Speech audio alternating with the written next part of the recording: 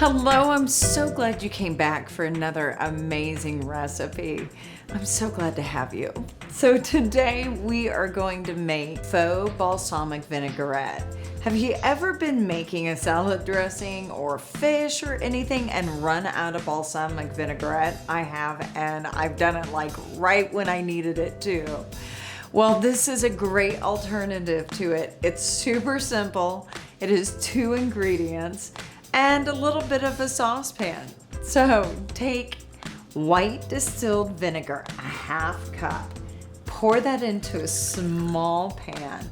Now we're gonna heat that over medium heat for 4 minutes. Just stir it a little bit. Now that we have had it on medium-low heat for 4 minutes, it's slightly thickened the vinegar.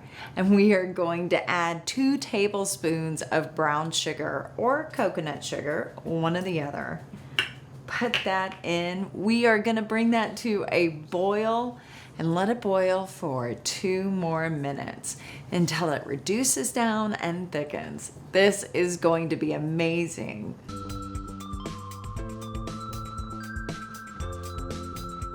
All right, now that our faux balsamic vinegar has boiled for 2 minutes, it is ready.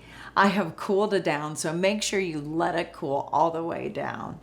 And I have some roasted beets here because I love balsamic vinegar on beets. Not a huge beet fan, but I totally dig these. It's one of my favorite summer salads to do. But this will work for any type of salad dressing, or you want to put it on fish. It's really good as well. There's so much you can do with balsamic vinegar. Those are at least some of my favorite ways. Pour a little bit right over the top. It's got this beautiful brown color too. Isn't that gorgeous? Okay, I am so excited to try this.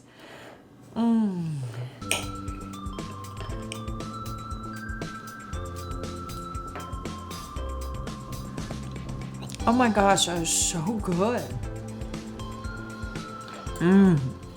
It's got that perfect sweetness with a little bit of that tang. It tastes just like an aged balsamic vinegar. I am just totally blown away by this, and you are gonna love it. I use balsamic vinegar really heavily throughout the summer because I love putting it on my salads. I love putting it on salmon.